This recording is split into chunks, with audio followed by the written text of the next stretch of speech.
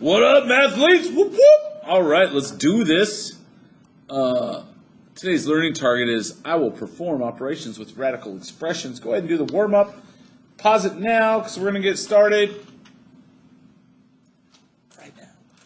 All right, so combine like terms, right? Boom. I end up with 10x squared.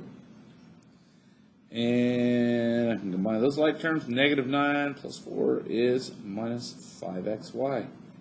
And there we go. Now I could get fancy and say, hey, they both have an x, so I could pull an x out and say x times 10x minus 5y if I really wanted to get super fancy. But that's up to me. All right, I'm going to distribute right here a couple times. I'm going to get 6c minus 12d plus 12 plus 4d. Again, combine like terms. No like terms of 6c, so just 6c, that's gone. Minus 12d plus 4d is minus 8d, and then plus 12. Boosh, right there. Square root of 5 times the square root of 20. Remember, I can combine those and multiply, so that's the square root of 100, which is 10. And last but not least, I can separate this. So square root of 4 is 2.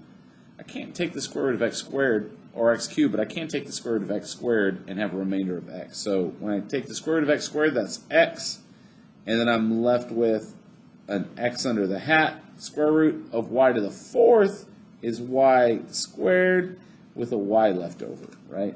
Because this equals 2 square root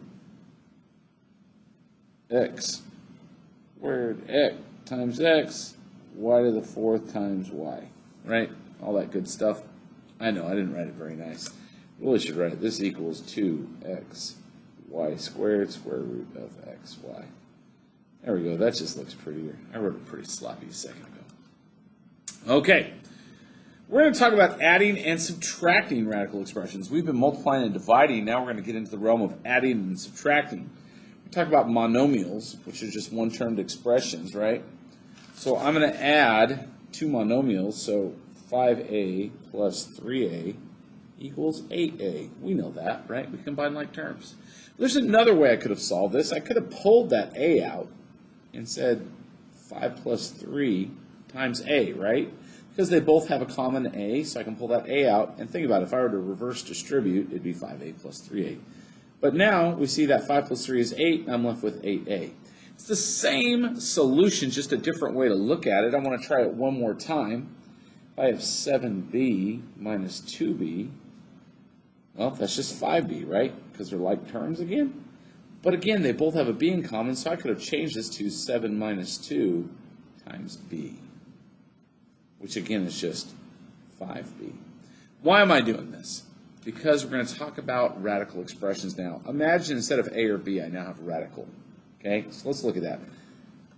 5a plus 3a. Well, instead of a, I'm going to have the square root of 2, or square root of 3. So 5 root 3 plus 3 root 3 equals. Notice they both have a root 3 in common, so I'm going to pull that out, and I'm going to be left with 5 plus 3 times the root of 3. Notice how I just did the same exact thing as we did down here, right? And what am I left with? 8 root 3. Look at that. So we can combine like terms when they have like instead of like radicals, right? So let's try it again. What if I had 7 root 5 minus 2 root 5? Now I have a root 5 instead of a b.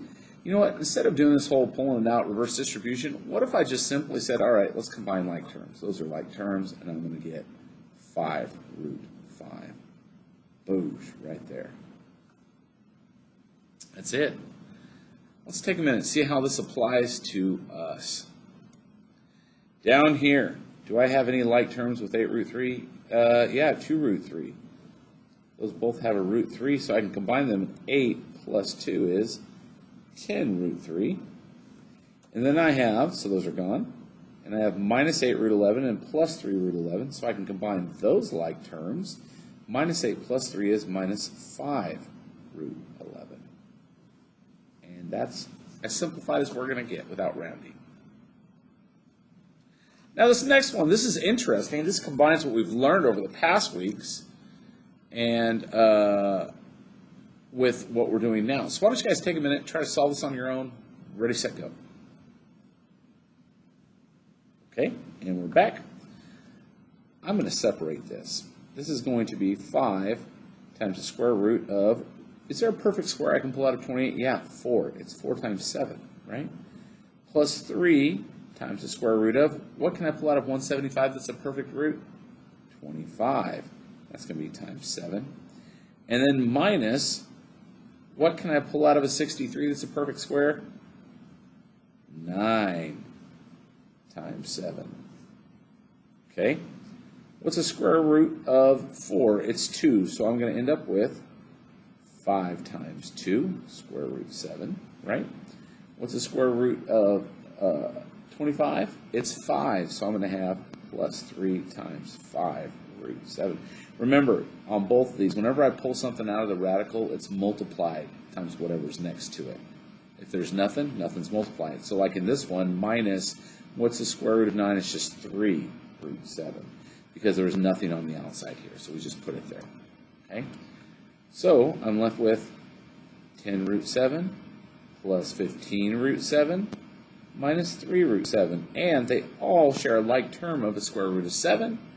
So 10 plus 15 is 25, minus 3 is 22. This equals 22 root 7. Boom! That's good stuff right there. Okay. We actually don't have too much left today. It may look like it, but we don't. What about if I'm multiplying radical expressions? So let's try it with monomials first. So if I have 5x times 3x, right? That equals 5 times 3 times x, or 15x squared, right? In other words, whatever that like term is, we just square it. Now, what undoes a radical expression? The opposite of a root is a square. They're going to cancel each other out. Watch this in action. So instead of x, I'm going to have 5 square root x times 3 square root x. And watch what's going to happen. I'm going to have 5 times 3 times square root of x times square root of x. Well, 5 times 3, just like over here, is still 15. And the square root of x times the square root of x would be the square root of x squared. But guess what? These cancel each other out. So I'm left with 15x. Boom. Look at that. Now we're going to get a little bit more challenging, right? We're going to add to this a little bit. So pause this, write down what you need to. Let's go to the next. Up here, you may remember area models. We're going to multiply these together. Now, if you've ever learned FOIL, which is first, outer, inner, last, you can do the same thing I'm about to do, but I'm going to do it with an area model.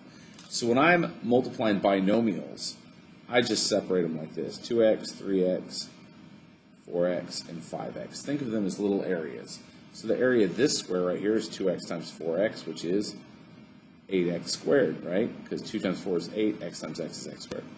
2x times 5x is 10x squared. 3x times 4x is 12x squared. And 3x times 5x is 15x squared. Now, what do we do with inside areas? We add them together to get the sum of the whole area. So I'm going to have 8x squared plus 10x squared plus 12x squared plus 15x squared.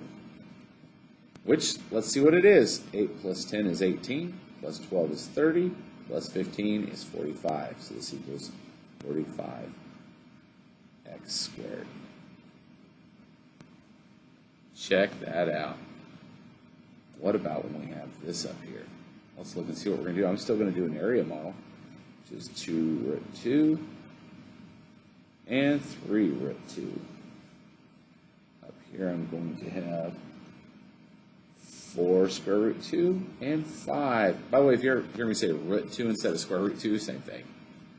Now let's see what we get. 2 times 4 is 8. And square root of 2 times square root of 2 is 2, so this would be times 2. 2 times 5 is 10. Square root of 2 times square root of 2 would be times 2. Notice it's the same as we had over here, right? We just replaced the x's with root 2. Okay? So down here, what am I going to end up with? 12 times 2. And over here, I'm going to end up with 15 times 2, which when it's all said and done equals 16 plus 20 plus 2 times 12 is 24. 15 times 2 is 30. I'm going to combine these two because it makes 40. So 40 plus 20 is 60. 60 plus 30 equals 90. Look at that.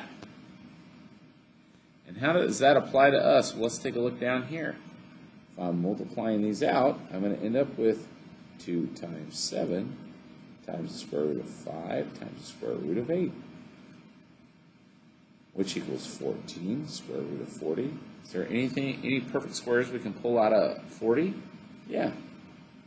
We need 14 square root of 4 times 10. And what's the square root of 4? It's 2. So I'll have 14 times 2 square root 10, which is 28 root 10. Would I normally show all those steps? Not necessarily, but I would show a few of them. And let's try this last one right here. I'm just going to distribute this, okay? So let's see, 3 times 2 is 6, and then 11 times 2 is 22, so square root 22. And then I'm going to add to that, 3 times 4 is 12. Square root of 11 times the square root of 11 cancels each other out, so it's just times 11. And I get 6 square root 22 plus 132. And that is as simplified as it gets. All right, you got some work to do on these guys. It's time to get good at using these radicals. They're not bad once you learn the rules. With that said, peace out.